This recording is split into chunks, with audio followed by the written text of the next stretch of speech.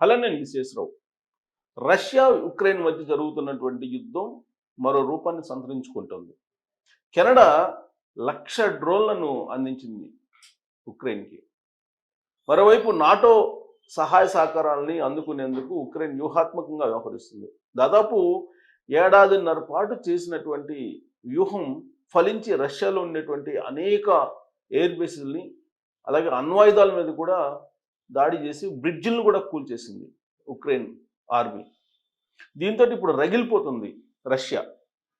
రష్యాకు ఉన్నటువంటి ఆయుధ సంపత్తి కానీ, రష్యాకు ఉన్నటువంటి సైనిక బలం కానీ అపారం. దాదాపు 10 లక్షల మంది సైనికుల్ని ఉక్రెయిన్ చంపేసింది, రష్యా సైనికుల్ని. అలాగే రష్యా కూడా ఉక్రెయిన్కి సంబంధించిన సైనికులతో పాటు దాదాపు కొన్ని వేల కిలోల బాంబర్స్ని ఉక్రెయిన్ మీద వేసింది. ఇప్పుడు ఆ రెండు దేశాల మధ్య జరుగుతున్నటువంటి వారు అణు యుద్ధానికి దారితీసేటువంటి పరిస్థితులు కనిపిస్తూ ఉన్నాయి.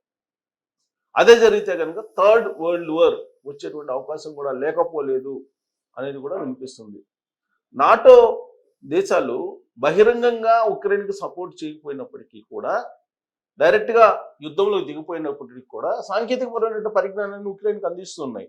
అందుకే 1,00,000 డ్రోన్స్ని బ్రిటన్ అందించింది అని అంటే ఉక్రెయిన్కి, ఆ 1,00,000 డ్రోన్ తోటే, ఆ బ్రిటన్ అందించినటువంటి డ్రోన్స్ తోటే ఇప్పుడు ఉక్రెయిన్ ఆపరేషన్ చేసింది. రష్యా భూభాగంలోకి వెళ్ళి దాదాపు ఏడాదిన్నర నుంచి చేస్తున్నటువంటి ఆపరేషన్గా చెప్తూ ఉన్నాడు జెలెన్స్కీ ఉక్రెయిన్ అధ్యక్షుడు. మరోవైపు రష్యా పుతిన్ ఏమనుకుంటున్నారు, అసలు యుద్ధం స్టార్ట్ అయినప్పుడు దాదాపు 15 రోజుల్లో మొత్తం యుద్ధం ముగిసిపోతుంది అని చెప్పి అనుకున్నారు. కానీ ఉక్రెయిన్ అంత ఈజీగా లేదు, ఉక్రెయిన్ ఆర్మీ అంత తేలిగ్గా లేదు అనేది ఇప్పుడు నిరూపించబడింది. మొత్తం అంతర్జాతీయ సమాజంలో ఒక హీరోగా కనిపిస్తుంది ఉక్రెయిన్. రష్యా లాంటి అగ్రదేశం మీదనే పైచేయి సాధించింది అని అంటే ఉక్రెయిన్కు ఉన్నటువంటి సైనిక బలం ఏంటనేది అర్థమవుతుంది. దానికి కారణం నాటో దేశాలు సహాయం అందిస్తూ ఉన్నాయి ఇండైరెక్ట్గా. అలాగే చైనా కూడా ఉక్రెయిన్కి చేదోడు వాదోడుగా నిలుస్తుంది అనేది కూడా వినిపిస్తుంది.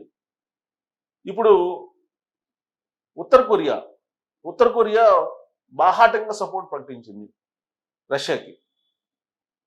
కిమ్ ముందుకు వచ్చి రష్యాకి సపోర్ట్ ఉంటామని చెప్పారు.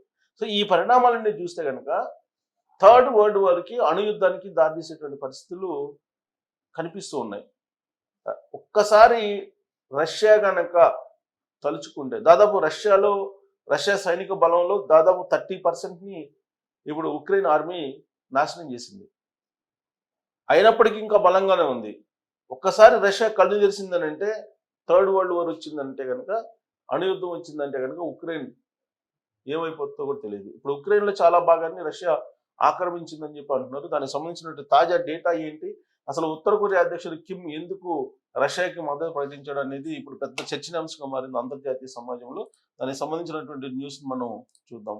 సో ఉత్తర కొరియా, ఇదిగోండి, ఉక్రెయిన్తో యుద్ధం నేపథ్యంలో ఉత్తర కొరియా నుంచి రష్యాకు తిరుగులేని మద్దతు వచ్చింది. చిన్న దేశం రష్యాకి మద్దతు పలుకుతుంది ఉత్తర కొరియా. బుధవారం ప్యాంగాంగ్లో ఉత్తర కొరియా అధ్యక్షుడు కిమ్ జోంగ్ ఉన్ తో రష్యా భద్రతా మండలి కార్యదర్శి సెర్గీ షోయిగు భేటయ్యారు. ఈ సందర్భంగా కీవ్తో యుద్ధానికి రష్యాకు తాము బేషరతుగా మద్దతు ఇస్తున్నట్లు కిమ్ వ్యాఖ్యానించారు. ఈ మేరకు అక్కడ అధికారిక మీడియా వెల్లడించింది. ఉక్రెయిన్తో యుద్ధం విషయంతో సహా అన్ని కీలకమైన అంతర్జాతీయ రాజకీయ సమస్యలలో రష్యా వైఖరిని, ఆ దేశ విదేశాంగ విధానాలకు ఉత్తర కొరియా బేషరతుగా మద్దతు ఇస్తుందని కిమ్ పేర్కొన్నారు. ఈ భేటీలో ఇరు దేశాల మధ్య వ్యూహాత్మక భాగస్వామ్యం, బలోపేతం వంటి పలు అంశాలపై ఇరువురు నేతలు చర్చించుకున్నట్టు తెలుస్తుంది. కుర్స్క్ ప్రాంతం పునర్నిర్మించే అంశంపై కూడా మాట్లాడుకున్నారు. షోయిగు ఉత్తర కొరియాలో పర్యటించడం ఈ ఏడాదిలో ఇది రెండోసారి. ఆయన మార్చిలోనే ఈ దేశంలో పర్యటించి కిమ్తో భేటయ్యారు. అప్పుడు కూడా రష్యా తన సార్వభౌమాధికారం, ప్రాంతీయ సమగ్రతను కాపాడుకునేందుకు చేస్తున్న పోరాటంలో తాము ఎల్లప్పుడూ అండగా ఉంటామని కిమ్ స్పష్టం చేశారు.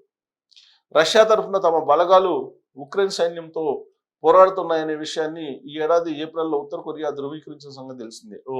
రష్యా తరఫున ఆల్రెడీ ఇప్పటికే ఉక్రెయిన్ మీద ఉత్తర కొరియా సైనికులు పోరాడుతున్నారట.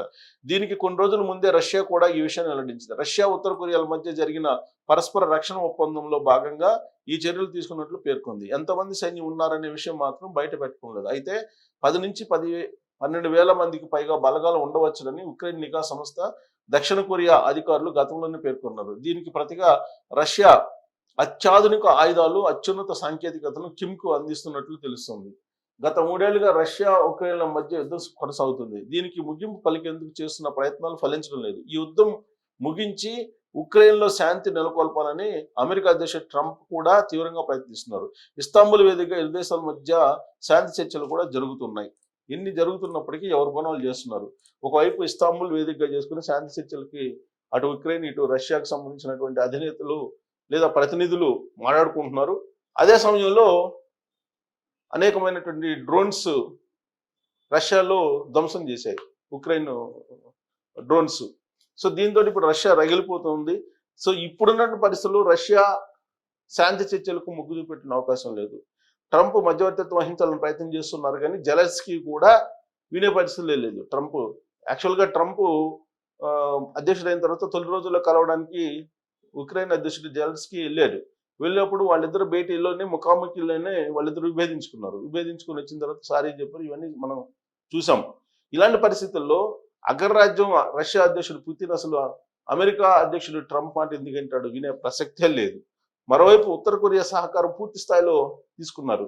సో ఈ పరిణామాలన్నీ చూస్తుంటే కనుక రాబోయే రోజుల్లో థర్డ్ వరల్డ్ వార్ అనేది క్లియర్గా మనకి అర్థమవుతుంది, స్పష్టమవుతుంది. సో ఆ రెండు దేశాల మధ్య జరుగుతున్న యుద్ధం యొక్క ప్రభావం ప్రపంచ దేశాల మీద, అంతర్జాతీయ సమాజం మీద కూడా పడుతుంది. ప్రత్యేకించి రష్యాతోటి మైత్రి బంధం ఉంది భారతదేశానికి. రష్యా అత్యాధునికమైనటువంటి పరికరాలని భారత్కి ఇచ్చింది. S-14 అనేటువంటి రాడార్ కారణంగానే ఇటీవల జరిగినట్టు ఆపరేషన్ సింధూర్లో పైచేయిగా భారతదేశం పాకిస్తాన్ మీద నిలిచింది.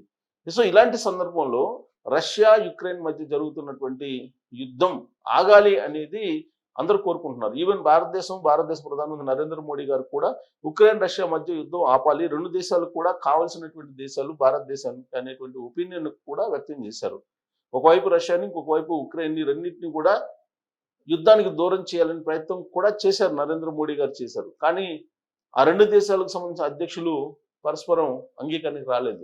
దీంతో యుద్ధం కొనసాగుతుంది, 3 ఏళ్లుగా కొనసాగుతుంది. యాక్చువల్గా 3 వారాల్లో ముగిచ్చేస్తామని చెప్పి అన్నాడు ఎవరు, పుతిన్. కానీ 3 సంవత్సరాలైనా యుద్ధం ముగిలేదు. పైగా రష్యా మీద పైచేయి సాధిస్తుంది ఉక్రెయిన్ అనేది ఇప్పుడు తాజాగా అంతర్జాతీయ సమాజంలో వినిపిస్తున్నటువంటి మాట. మరి రష్యా ఆయుధ పరంగా, అత్యాధునికమైన సాంకేతిక పరంగా కూడా ముందుంది కాబట్టి ఇక చివరి అస్త్రం ఉక్రెయిన్ మీద పైచేయి సాధించాలంటే అణుయుద్ధమే. అణుయుద్ధానికి దిగడానికి పుతిన్ ఆల్రెడీ సంతకం కూడా చేశారని చెప్పి తెలుస్తుంది. మరి అణుయుద్ధం వస్తే థర్డ్ వరల్డ్ వార్ కన్ఫామ్గా వచ్చే అవకాశం ఉందా అనే దాని మీద మీరు అభిప్రాయాన్ని తెలియజేయచ్చు. Thank you.